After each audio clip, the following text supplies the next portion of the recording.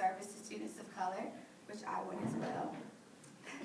And the Buford Peace Award for commitment to peace and justice in her personal and professional lives. She served 5 years as chair of the Susan G. Komen for the Cure Breast Cancer Foundation African American National Advisory Council and a member of their Comprehensive Inclusion Committee. She also served on the American Cancer Society Doctoral Training Grant Selection Committee, and Dr. Simon is the founding editor of the Journal of Community Engagement and Scholarship. She notes one of her most meaningful achievements as being the first African American valedictorian of her historically white Lake Charles High School in 1978, for which she received a key to the city in 2013. Although this is her professional biography, I would also just like to say that I'm blessed to have her as a mother. She's dynamic, she's candid. She's a mother who would slap me in my face if I ever said I had good hair. She is someone who walks around and isn't afraid to speak her mind. She will fight someone in the Dollar General parking lot if they bother her to this day, no matter what her education is. She is someone who still drives with no isms on the back of her car because she fights for advocacy and no isms every day in her life. And so we will have Rabiatu Jallo read a poem, and then we will start the presentation.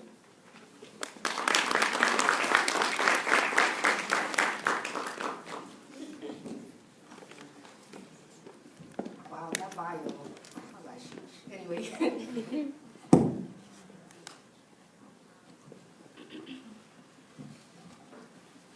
Hello, everyone. I'm reading a poem. Just to give some background, I wrote this last semester, mostly sitting in Fallon's office, because this idea was bothering me. And then I read it to her, and when I finished it, she was like, oh, you have to read it when my mom comes. So it very much relates to the subject of being from a urban, low-income community or rural, just predominantly Black community, and the struggles that I face coming into academia.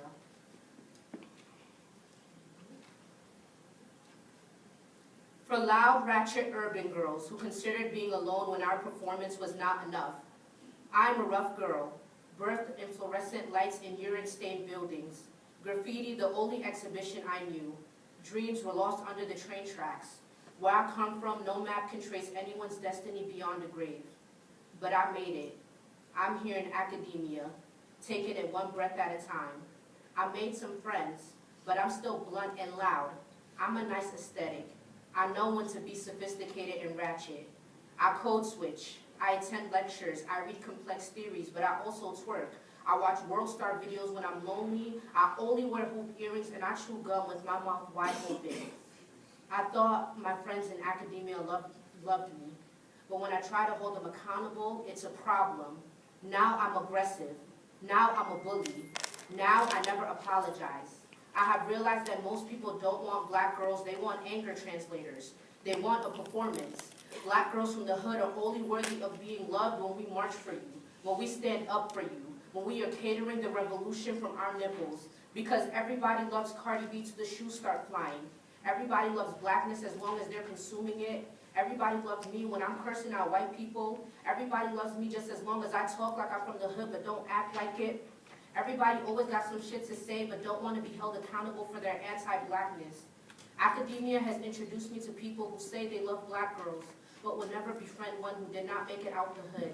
This poem is for the loud, ratchet, urban girls who come off too mean, who don't smile, who don't apologize, who don't have any manners, because ain't nobody got time for our rage.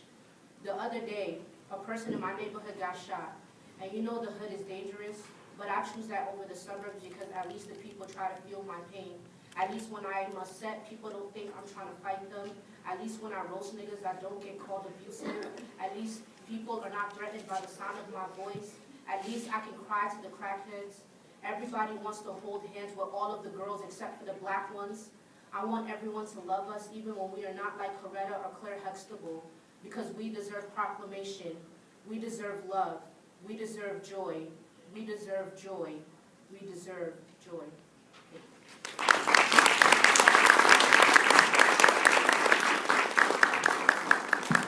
I'm ratchet too. Code switch and all of that.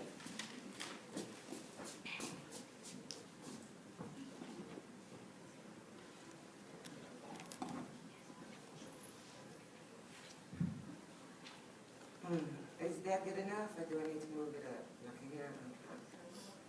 So, it is definitely my pleasure to be here. I will try not to bore you. I will also try to perhaps pass some knowledge on to you that you can use in your life one day. I want to start off by reading first a version of the synopsis of what it was I was going to be doing today. And then I'll read it to you another way.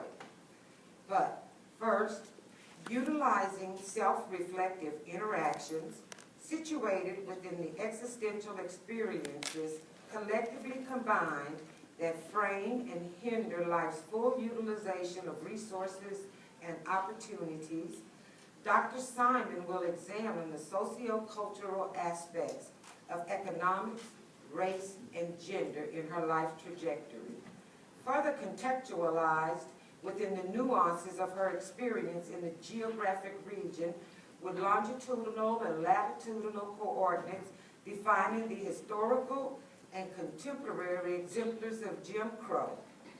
Define cultural norms and expectations of the times.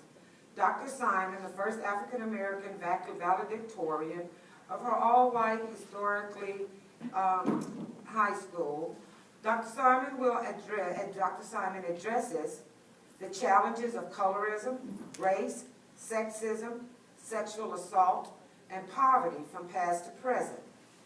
With a propensity towards honest expression, the University of Alabama's 2013 last lecture recipient, Dr. Simon will articulate well-developed, reality-based responsive actions to eradicating their impact on these obstacles and having greater influence over your life's outcome.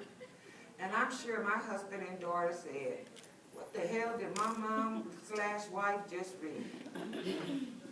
Here is how I wrote it up.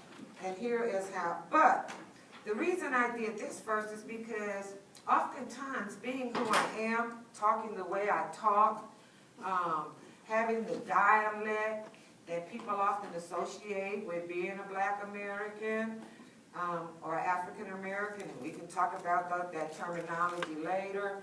I often have to, in academic environments, I have to first prove myself.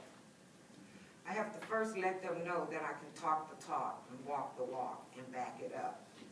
And so that's what that was. So I can do it like that, but basically I prefer to speak in just regular language that most people can understand.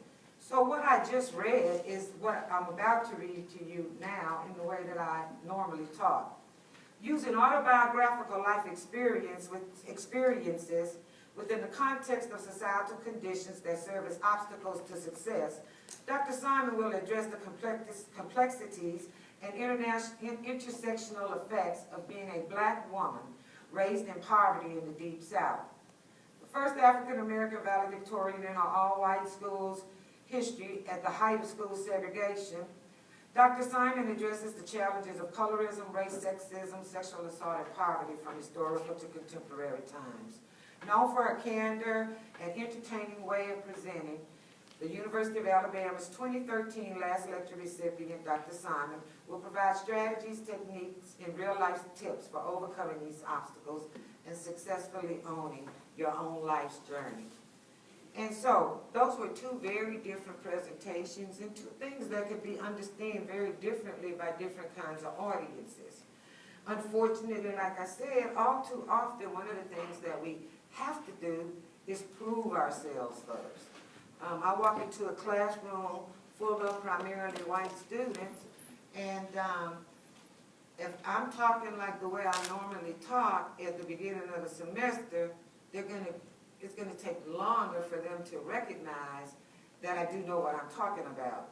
And so I start off at the beginning, talking in an academic way, but really by the second lecture, I'm talking my own way, And they understand already that I might have a little knowledge that they might be able to use. Now, being an academician and an educator, I couldn't just come in here and tell you all my life story. So, what I wanted to do is highlight some of the factors that greatly impacts people's lives and really limits the opportunities that they have in life. And while these are definitely not all of the factors that serve as obstacles in people's lives, these are the ones that have had the most impact on my life, okay? And so you can see, all I did here was just show you that there was a inverse kind of relationship around these things quite often. But these are the things that I'm going to talk to you about within the context of what those things mean and in terms of resilience as I share with you some of my life stories. But one of the first things I wanted to talk with you about is the social construction of meaning. You can read the definition yourself. You don't need me to read that for you. But when we're talking about social construction, what we're talking about is what it means to be any particular thing in society at a particular time. Now that's not an absolute meaning. That's a meaning that's been constructed by the people in power, whoever the dominant group is, no matter how it is, so that no matter how it is, we're cutting it up. So let's say what it means to be a woman today. What it means to be a woman today does not mean the same thing it meant to be a woman 100 years ago. What it means to be a black person today does not mean the same thing it meant 100 years ago. What it means to be an immigrant in this country does not mean the same thing it meant. What it means at any particular time is what society tells us it means. It's just whether or not you adopt that and believe it and accept it. So that, for example, I'm going to go with women first. So, women, hundreds of years ago, or to some extent now still, women used to be the property of their husbands. Okay? I mean property. Husbands owned their wives. That is why, that is one of the reasons, that is the primary reason that is the reason that most women, that the common practice in the United States and in many Western civilizations, because it's not like that around the world, but that is why most women adopt their spouse's last name. Okay? Most women adopt their husband's last name out of a tradition that you never think about. What I'm going to be trying to get you to do in the time I have with you is to think about, where does a tradition come from? And why is it this way? And then learn the history of it, and then decide for yourself what you want to do. So, I'm married, been married almost 30 years. I have a husband who's sitting right back there. He's a man, he's a real man, what I call a real man. But many people, for a long time, he had to take some ribbing from a lot of people because I didn't take his last name when we got married. Now, we've been married almost 30 years. It'll be 30 years in December. So people weren't really retaining, women weren't really retaining their last names then. And so when we decided we were going to get married, it was like, okay, I'm going to keep my last name. And he did want us to have the same last name.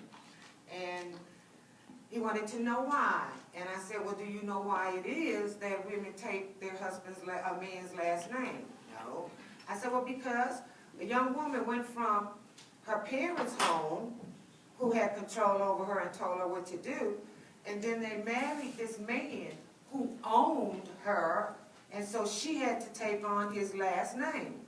I said, and so, and that's also where the tradition of the bride and her family paying for the marriage comes from.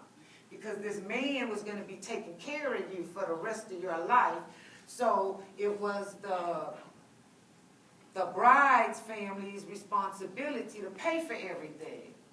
And so, because that man was going to be taking care of her for the rest of her life. So I told him, let me see it here, baby. You don't own me. You never will own me. Okay? You don't take care of me. I take care of myself. I said, and another reason has to do with the fact that if we get divorced, I don't want to have to go change all my paperwork back, my name back to everything. So those are the reasons. And he said, like, so why can't, well, can we hyphenate it? And I was like, yeah, we can hyphenate it and it'll be the same last name. I says, but that means then your last name will be Simon-Frank too, right? Because you're going to hyphenate yours. No, I'm not hyphenating mine. I'm not hyphenating mine either, because then we'll still have different last names. But again, just using that example to say, so women could not own property, they could not have bank accounts. Still in the 60s, women couldn't have credit in their own name. Like, so you got a credit card in your name back in the 60s, up until like the late 60s, you couldn't have had that either. But now, women are in positions of power. We're still fighting oppression, but we're in positions of power and moving forward. So all of that to say, what it means to be anything at any particular time in history is usually constructed. If we look at Black Americans, we can say that slaves were brought over here.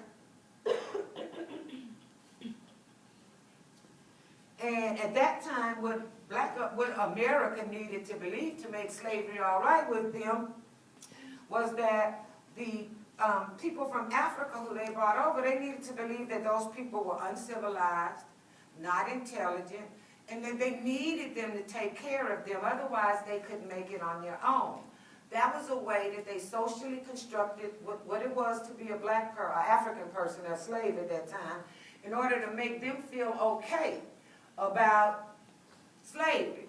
So then let's just move on. Slavery over with. Slavery ended in the United States. Reconstruction happens. And then what starts to happen with Reconstruction is that blacks start to get in political positions and governmental positions. They start to get a little power, a little money. And then that's when all of a sudden blacks became aggressive people, people who sliced people up. All the black men wanted to rape all the pure white women. That's when you start getting the stereotypes about the black man being the brute and everything that we still see today. Because black men are still considered brutes in this society today. And so you start seeing all of that. You started seeing all of that. But what they did was, because they got fearful of the progress that blacks were making, they needed to reconstruct what a black person was in order to justify them preventing them from being able to vote, in order to justify them not being able to get in political positions and governmental positions. So again, shifting the whole narrative. If you're interested in that kind of stuff, I suggest you watch a video called Ethnic Notions. It's on YouTube, actually. You can find it on YouTube. It actually explains that whole social construction really well. So, excuse me. Some of the things that we're going to be talking about, or that I'm going to be talking about, and that I'm concerned about in my life and how it's affected me and those I love and care about, has to do with these issues. Now, especially those first two definitions of with racism and sexism, those are not the definitions that I abide to. Those are the nice definitions that people feel comfortable with. Because if you look at them, if you look at that first definition of racism, what it tells you is that it kind of makes it seem like almost anybody can engage in racism towards anybody else. The real definition of racism is, in this country, in the United States, is the oppression of people of color by whites. Okay? Which means that people don't like that definition. Now, that doesn't mean that you can't discriminate against a white person, but when you do, you are not contributing to a system of oppression against them. And that's the difference in those kind of definitions. Same thing with sexism. And we'll look at heterosexism and classism. Heterosexism being, the preferential treatment that we give to people who are not in same-sex relationships. So, and looking at that, and then how is it that we view people in different socioeconomic classes? And I really don't like that word. I usually talk about socioeconomic status. And the reason for that is because with that word classism comes a connotation, right? Connotation comes with that. And it is that the more money you have, then like the better you are, right? And I know a lot of poor people who have a lot more class than a lot of people with money. So I like to talk about it just in terms of socioeconomic status as opposed to class, just to take that connotation away. Again, the whole idea, we're talking about racism, sexism, classism, heterosexism, those things. What we're talking about is oppression. And oppression is something different than us just maybe treating one another bad. With oppression, you can see that there is a historical component, there is an institutional, systematic component. And I have this bird cage up here because there is a wonderful, she's a feminist author, her name is Marilyn Fry, and she talks about oppression, and she's talking about it in terms of women's oppression primarily. But she talks about it in terms of a bird cage. She says that you can have one, so you have something happen to you because of who you are, right? And that's one bar, right? And so you can go through life and anybody can experience that. But then when you continue to experience all those microaggressions, all those denying of this and that, when you put all those bars together, what they do is form a bird cage. That's the analogy she gives. And so what she's saying is that, yeah, if we're talking about race, yeah, white folks can have a bar here and there, you know, but they're not going to be locked in a cage because they, you know, they're not the group that's being, they don't have the systems that support oppression towards them. They have power that the subordinate or target groups don't have. And so, again, when we're talking about just things like discrimination, so let's say that me as a black woman, I decide I'm going to discriminate against somebody because they're a white man. Okay, and I don't like white men, and so I'll discriminate against them. That does not contribute to a system of oppression against men and white people in this country. And that's the difference. Doesn't mean I can't discriminate, doesn't mean I can't treat them bad, but when we're talking about things like racism, sexism, we're talking about systems of oppression. And so I needed you to be sure, that you understood that difference. That's kind of the academic side of me. I've already gone through a couple of these without even looking, so what I'm going to tell you my story within the context of is resilience. And resilience is the ability to bounce back and move forward and do what you need to do and can do despite the obstacles that are placed in front of you. How do you bounce back? How do you keep moving forward? And this is what people ask me all the time because of my background and how it is, you know, I was raised in the economic circumstances, the neighborhood that I was raised in, and all of that. So the reason I wanted to present this to you is because I want you to begin to think about your own life and what is your own resilience? What have been the obstacles in your life, and how have you bounced back? And these are just some of the dimensions of the resilience. And as I looked at these and look back over my life, many of these things are in place for me. And so what I want you to be thinking about beyond this is in terms of risk and protective factors. All of us have risk and protective factors in our lives. Risk factors, you can see that. But the risk factors are the things that may actually present a challenge for us in terms of being successful in life. And I want to encourage each of you to define success for yourself. Success is not money. Success is not material things. Well, I guess if I'm telling you to define it for yourself, I can't tell you it's not those things, though, right? So, but define it for yourself. Don't let others define it for you. But be thinking about what are your risk factors in your life and what are your protective factors. My protective factors have been, I've had many in my life, but my primary one has been my mother and my family. So, what kind of life did I have? Oh, and I'm going to talk about colorism. This is another thing. Colorism, there's a big debate even within the black community, and colorism is not just an issue for blacks. We see it across the board. But what many people would like to say is that colorism doesn't affect light-complected people, that colorism is just an issue for darker complected people. I'm not going to debate with you about whether or not you think it's colorism when somebody with light complexion has to systematically face some things different than somebody who with a darker complexion does not. But I will tell you that colorism also does affect lighter complected people as well, within the black community especially. Just thought it was interesting and would let you know that Alice Walker was the first person to use the term colorism.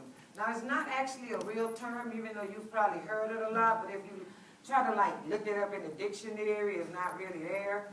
But this is the first time that colorism was used. When Alice Walker used it, the writer of The Color Purple, when she used it in 1983. And she said prejudicial or preferential treatment of same-race people based solely on their color. And that definitely, that is an issue.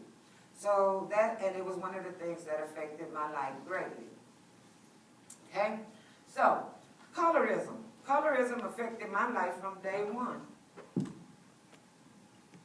Just in terms of my light complexion. The reason I say that is because there's a story my mom tells. And so my mom, I was born in 1960. My mom and dad lived in Houston. They had to go to an all-black hospital, right? Because things were still segregated. And so who you see, that's my father and my mother.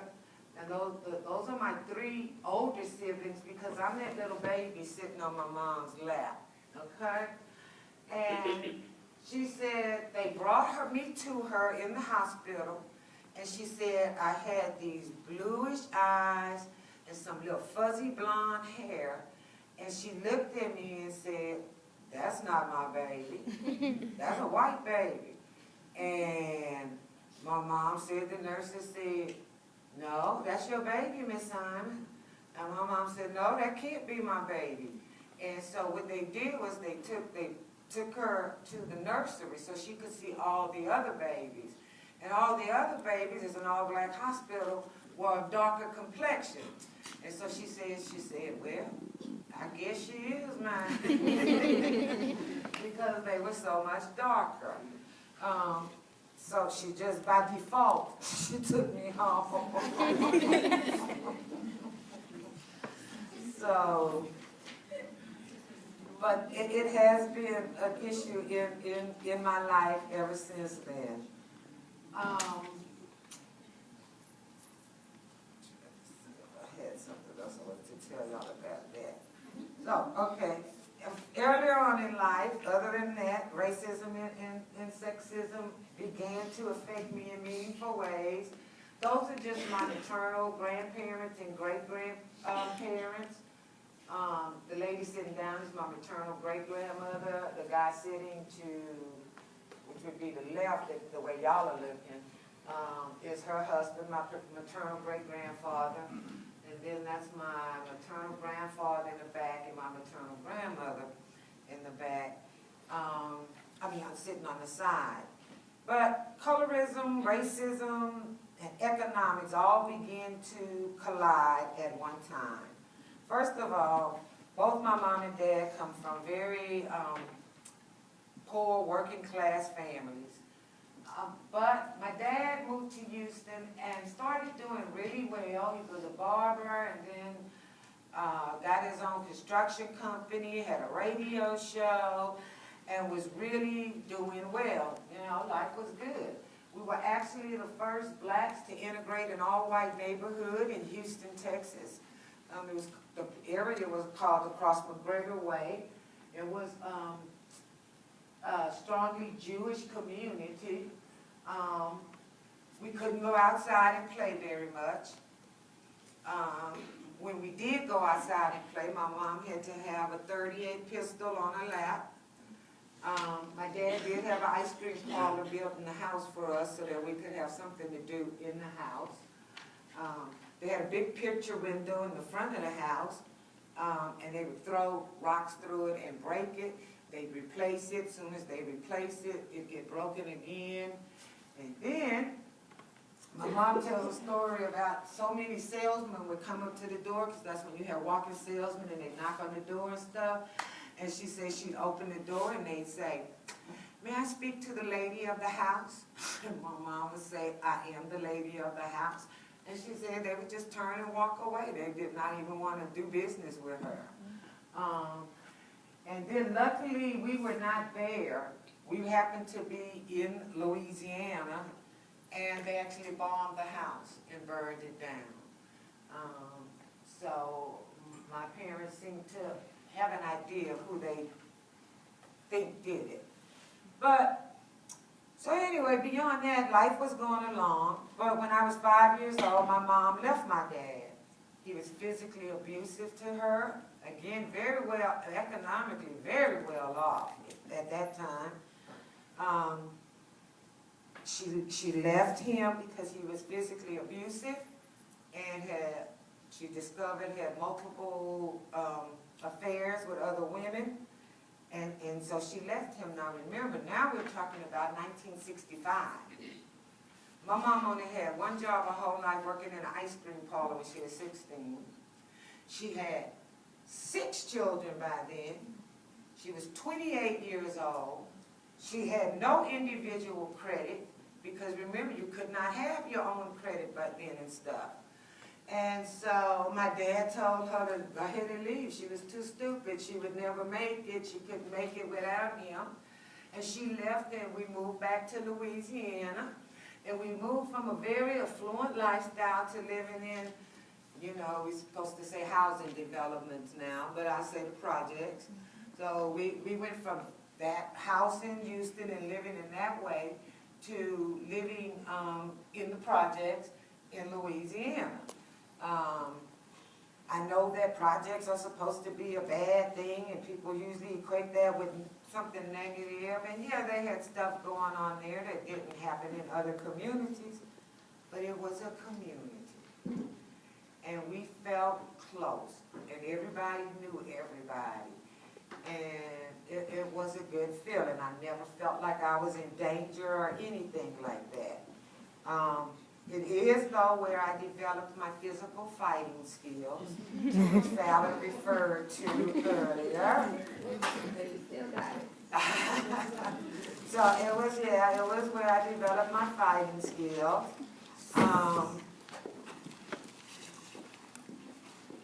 And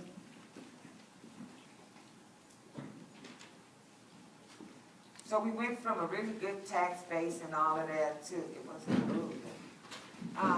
So here's what I'm showing you, just some pictures of us when we were little. A couple of them have some of my cousins in them because they were just in the 50s, and these were the ones I could find. This last group on the end, those were my most protective factors because they're part of my family, and my family has been great in terms of providing me with support and stuff.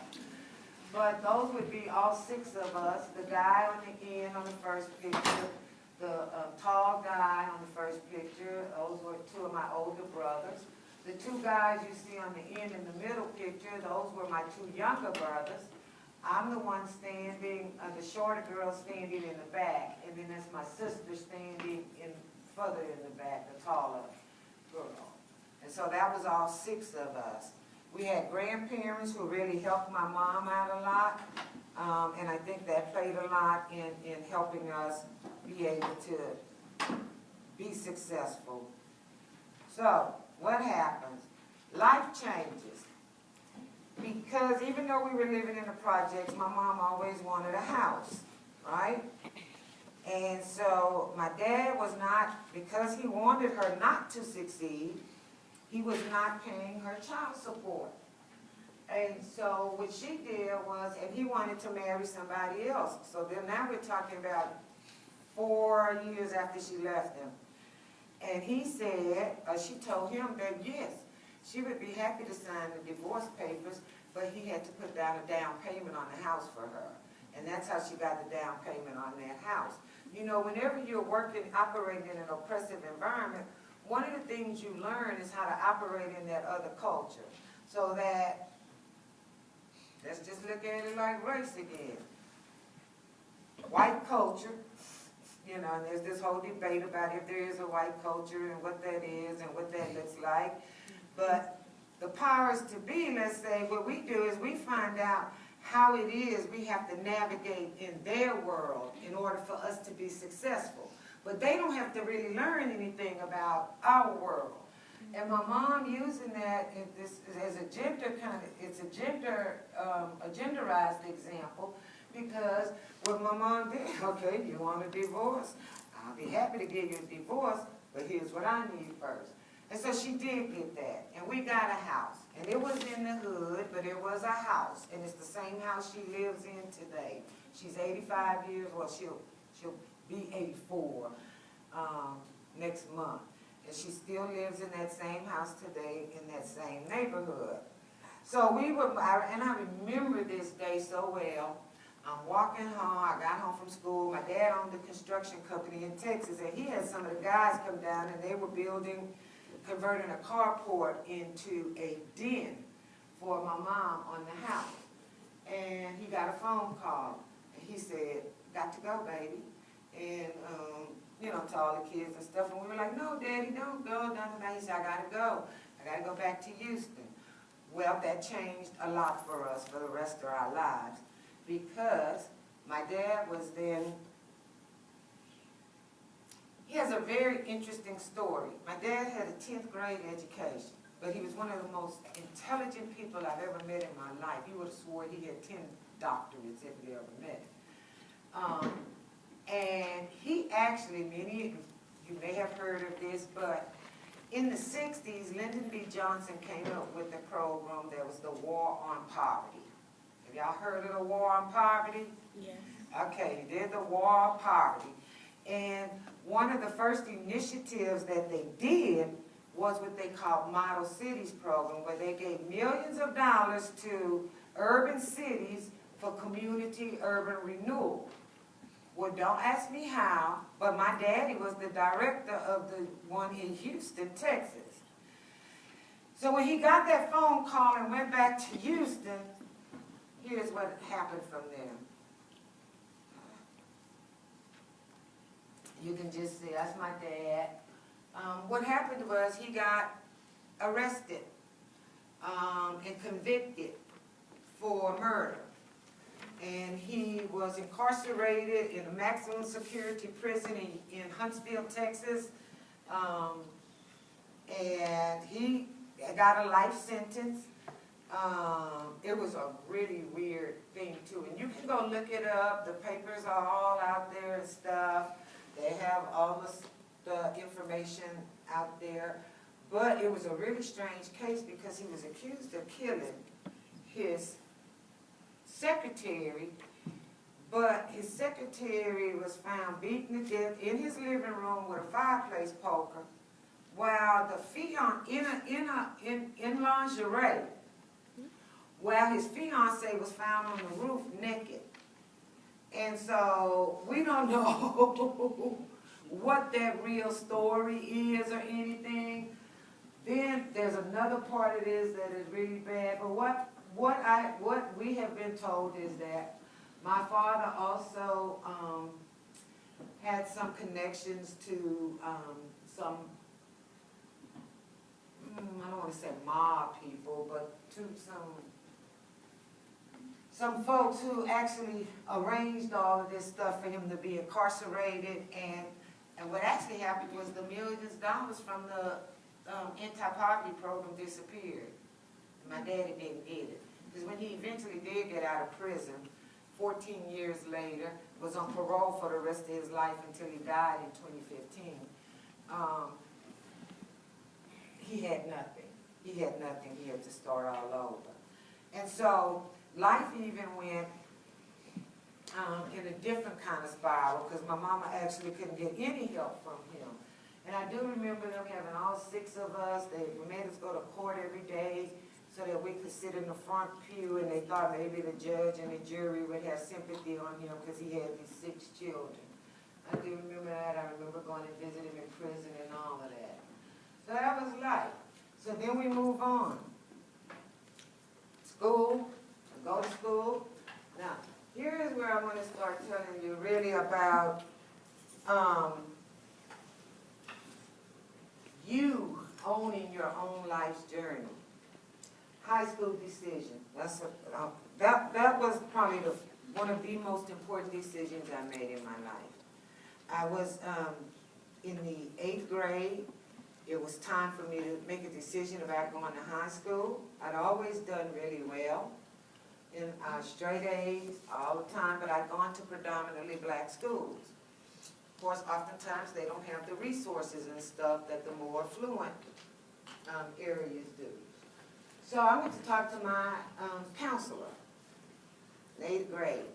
And I was like, because they were starting to integrate the schools in our town. And they wanted, I had to decide, did I want to stay in my neighborhood and go to the high school in my neighborhood, or did I want to be bused across town to Lake Charles High, which was the all-white school? Did I want to be bused across town? And I knew that they probably had more resources and I would probably get a better education there, but I went to go talk to the counselor about it. And I did. I'm 13 years old, looking for some direction. I go talk to him, and I never forget. Oh, Cassandra, you're smart. You've always been very smart. But if you want to continue to make those straight A's, you need to go to Washington, which was the black school in my neighborhood. Didn't tell him nothing. I just said, other than thank you, you helped me make my decision. And I went home and told my mom I was going to the white school across town. And I became their first black valedictorian in their school's history. Now, imagine though, had I not done that, I could have lived the rest of my life thinking I was not as good as white folks. I was not as smart as white folks. I couldn't compete with white folks. Just that one decision could have made me doubt myself for the rest of my life. So doing that was, I don't know what made me do it or anything other than I didn't like people telling me what I could not do. And so I have since learned that you have to have a confidence in yourself, and you have to make decisions for yourself. And because you're the one who has to live with the consequences of those decisions. Do I think, now this was something, it is real funny, do I think that my light complexion helped me some? Hell yeah, no doubt about it, no question. And it continues to help me. Why? Well, because white folks feel more comfortable around me, because I look more like them. And they don't have to see my blackness until I start talking to them. Then they begin to see it. One of my things is language. It's one of my big issues. Because we have been taught to be embarrassed about the way we as blacks speak. And first I have this southern accent, then I have the black dialect, then, I grew up in a poor economic area, and, you learn how to talk where? Home and community. You learn how to write where? School, right? And I played with that for a while, and then I again became very comfortable with myself and who I was, and figured it was other people's problems, not mine. But the issue with this, I don't care if you call it Ebonics, I don't care if you call it black English. I don't care if you call it a vernacular. I don't care what you call it. There is a different way we speak. And it is not like hip-hop language or street language, and it doesn't matter where you're from. Studies have shown that this way that we, as black Americans, speak, and you can ask Fallon, I've always taught them to be proud of that. Because, think about it, it speaks to the power of people who they took from different, not, some people are confused and think everybody in Africa belonged, you know, to the same tribes and they spoke the same language and all of that. No, each tribe had their different language. So they could, a lot of them couldn't communicate with one another either once they were brought over to the United States. But, so then they weren't allowed to learn how to read and write. So what did they do? They found a way to communicate based on what they heard. To me, that's something to be proud of. That's not anything to be ashamed of. Now, wait a minute. Did I make sure they knew how to speak standard English? And no, I said standard English. I didn't say correct English, because even though what we're taught is not correct English. And if I say correct, I'm inferring that all other forms of it are incorrect. And I don't, that's not who I am, that's not what I believe. And I'm not stamping that. I'm not co-signing on that. And so, what I said, what we taught them, because I know the yardstick that they're going to be measured by. You know, I know what that is. And it's going to be that standard English. So yeah, I made sure they knew standard English. But I bet you they can also talk that vernacular good, because we used it just like it was another language, because we would be, okay, how do you say that the other way? And how do you say that the other way? And we stopped doing it when they start asking us, how do you say that the other way? Mm-hmm. So if they spoke in standard English, I wanted to know they knew how to say it in black girl English, or whatever you want to call it, you know? And so it is not anything to be ashamed of. Know what you need to know in order to succeed in this world. But don't be ashamed of something, because again, then you're buying into what the dominant culture, again, you're letting the dominant group define for you what is acceptable and not acceptable. And so you have to be careful about what you're doing. So, and another thing, we equate, this thing with language is kind of like a thing that really gets to me, because we equate mastery of standard English with intelligence. And they are not connected. They are not connected. I know some people who can play with the English language, but when you get down to the content of what they said, it's like, that was nothing, you know? So, and then we do it, don't we do it to people whose first language is not standard English anyway? Mm-hmm. So, you have somebody who comes from another country, they're Spanish speaking, they're Chinese speaking, they're speaking their tribal language, and if they haven't mastered this standard English thing yet, then the next thing that happens is that we start thinking they're not smart. They're not dumb. How many of you took a foreign language? How many of you can speak that foreign language fluently? Them hands went down. We had one or two up, but most of those hands went down. So why do we expect people who have come here, we make assumptions about them. We don't know how long they've been here. We don't know, and many of them know, they know how to speak English better than they let people whose first language is standard English more than they let us know, for a variety of reasons. But what I want to tell you is just make sure, because I could keep on and on, do not equate command of standard English with intelligence, okay? And nor do you have to speak louder to people whose first language is not English. It does not make them standard English. It does not make them understand you any better. You know, it's like, are you, you know, that's nothing. Don't do that. That's offensive. And I'm trying to hurry, because I'm telling you, no mama always talk. I got 7 minutes. It's okay. college days, then I'll just go through my slide, tell you real quick how I manage some things. The lady in the wheelchair is a lady I met in college.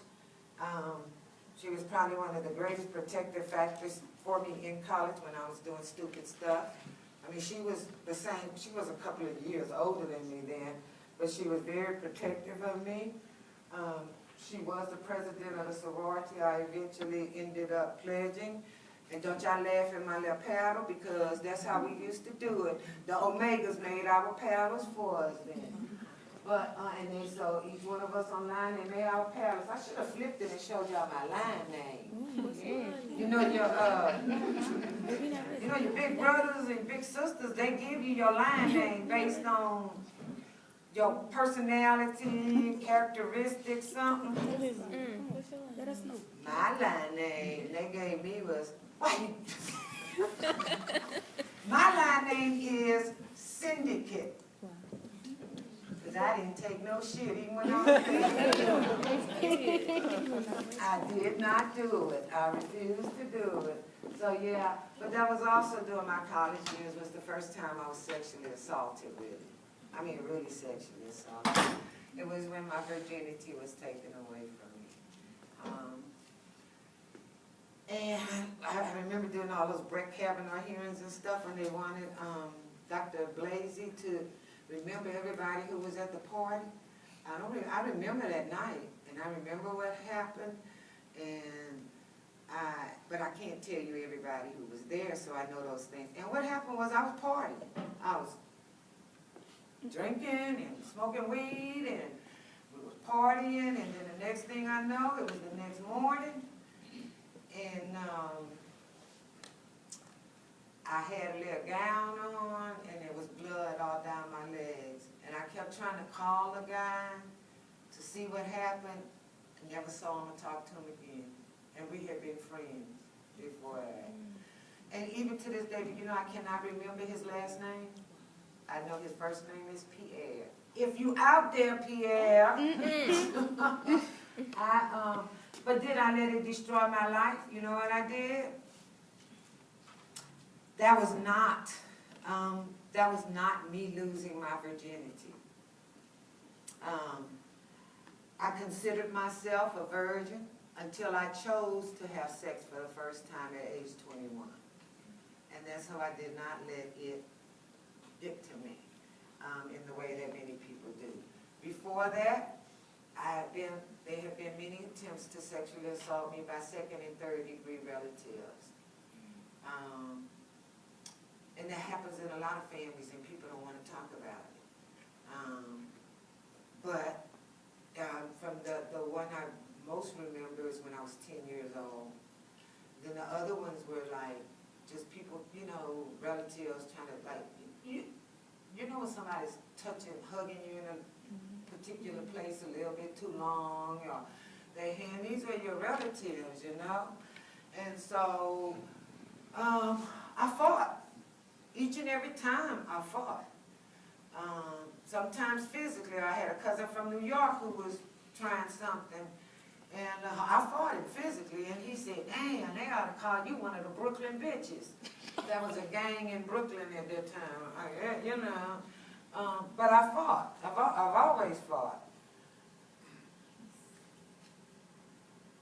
There's so many different things I can tell you about sexual harassment in the workplace, how much I am marginalized in the workplace, and when I speak up, you see what I'm associated, I'm called the angry, aggressive black woman.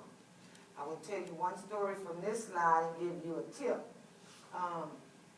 The one I have with the associate dean. I had a dean because I am very vocal, I speak my mind, I didn't have tenure yet or anything, but I never let people tell you stuff like, shh, don't say anything until you have tenure. No, I got to live my life, you know, and then we'll see what happens with that other stuff. I figure if I do my work overall, you can't deny me tenure. And so, but anyway, she told me, because I am vocal, I spoke up, I was the only black person who worked in the School of Social Work at the time on faculty. And she told me, she came up to me one day, And she said, Cassie, I just need you to know that everybody is afraid of you. They see you're angry, you're aggressive, and they don't like to talk to you, and they're scared of you. I said, Jenny. That was her name. I said, Jenny.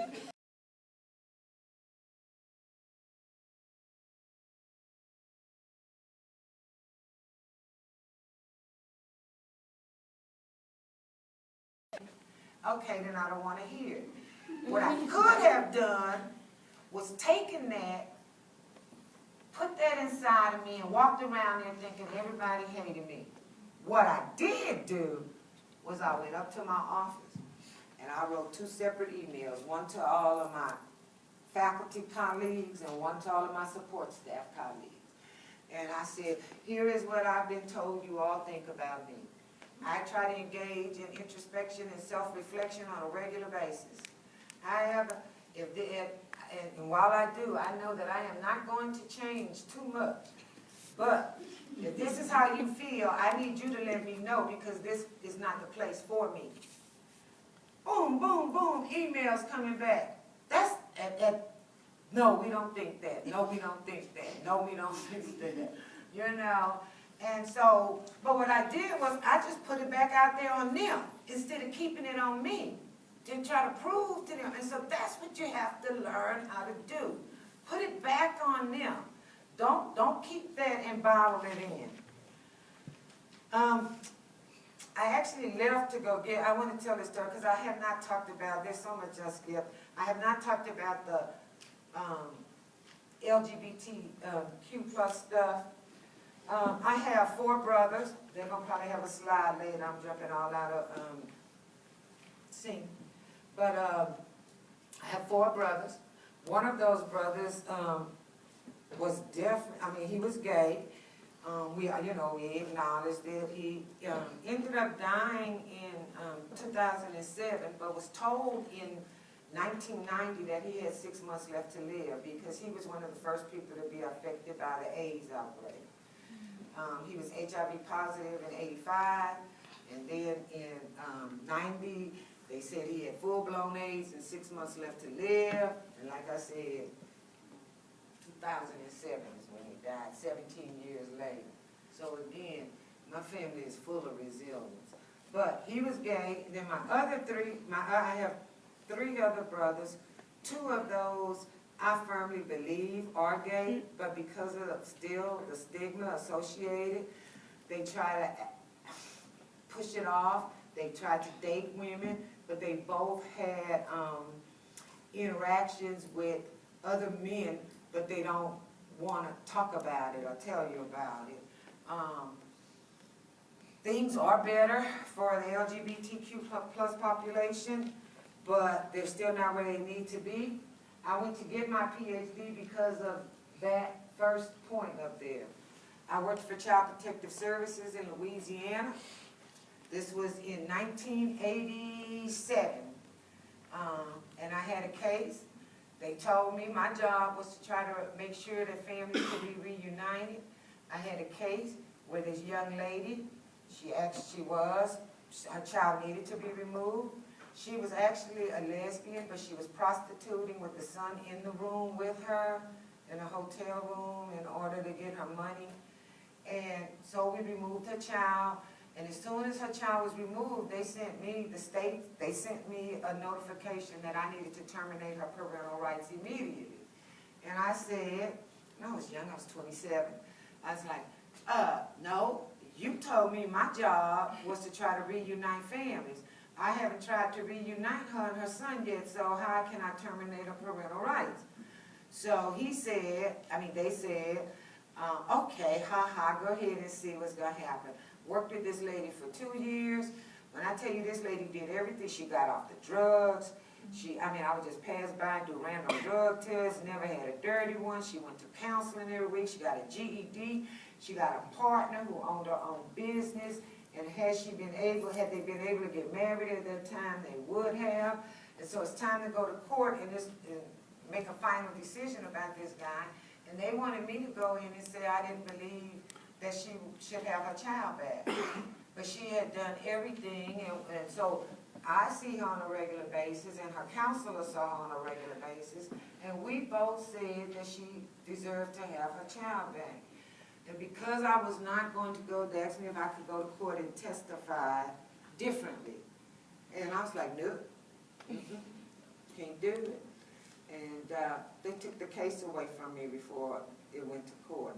And I was like, okay, the hell with this. I'm going to go get a PhD, and I'm going to come back and revamp the whole child welfare system and do that. But then I never moved back to Louisiana. So, but that's what made me go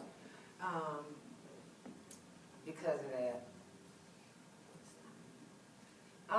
That's when I got my PhD. I'm sorry to pick this side, and that's Fallon when she got her master's because she's on the road to her PhD. I have another daughter who's a single parent. She has 2 children. She's never been married, 2 different fathers. And she's going to be graduating in May. So again, resilience, popping back, coming back. Whatever comes up in your life, what you do is you don't let it get you. You say, okay, how can I still move forward with this? And that's my hubby and me when we got married. And then that's us now. I want to get to this. My husband, humor. Humor is a wonderful protective factor. Right? I was 36 years old, Fallon was 2, my other daughter was 5, and I was diagnosed with breast cancer. A very aggressive, fast-growing form of breast cancer that they now call triple negative. Back then they didn't even have a name for it. But now it's called triple negative breast cancer, and black women get it a lot, and they get it premenopausally. Now, white women get breast cancer more than any other group, but black women die from it more than any other group. And there are a lot of reasons for that. But I want you to know is I had chemotherapy. That's me when my hair fell out. Never wore a wig or anything. And again, this was, what, 96? Never wore a wig or anything. My husband was absolutely wonderful. Continues to be a great support in so many ways because my body is camouflaged, but my body is very disfigured. I had a mastectomy. It was botched. I had a reconstruction. That was botched. What you see over here is the beginning of something after I had a reconstructive surgery to rebuild that other breast. And what happened was I ended up losing all of my abdominal tissue.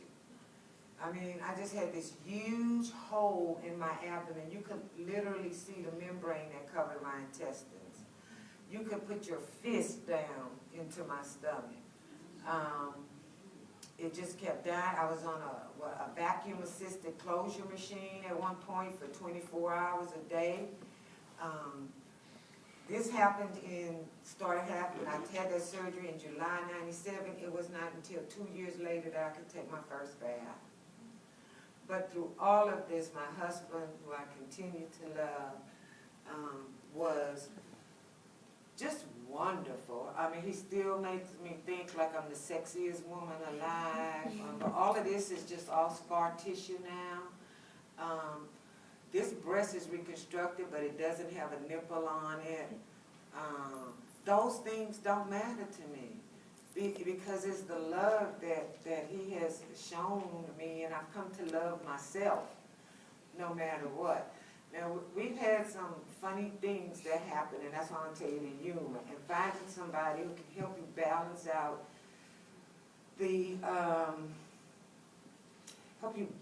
out a lot of the hard stuff that happens in life. Is what he did. So there are a couple of stories that are funny, but well, the first one that's not funny, but that was really touching and sweet, is that my hair had started falling out, and I was going to get me a little short mini cut, you know, a pixie cut. Well, I didn't realize I got home and it looked like I had ringworms because the hair falls out from the root, right? And so my scalp was showing. And so I just said, baby, just shave it off. And shaved it off, and then we were finna sweep it up, and then he sat down in a chair, and I said, what are you doing? He said, well, if you're gonna be bald, I'm gonna be bald with you. Now, yeah, yeah. Now, he continues to wear his bald. So that was funny, but I mean, that was sweet. But the funny thing is, the night before the mastectomy, I go to him, I'm like, come here, baby. I said, look, we gotta talk. I said, look, you know, after tomorrow, I'm gonna be what they consider disfigured, you know? And he said, I said, and you know, I'm not about no pity party, so if you can't handle that, step, you know? This fool gets on the bed, kneels down on the bed, puts both his arms behind his back, and he's kneeling on the bed, and he says, baby, I don't care if they cut off both your breasts, both your arms, and both your legs. As long as they leave my big fat damn and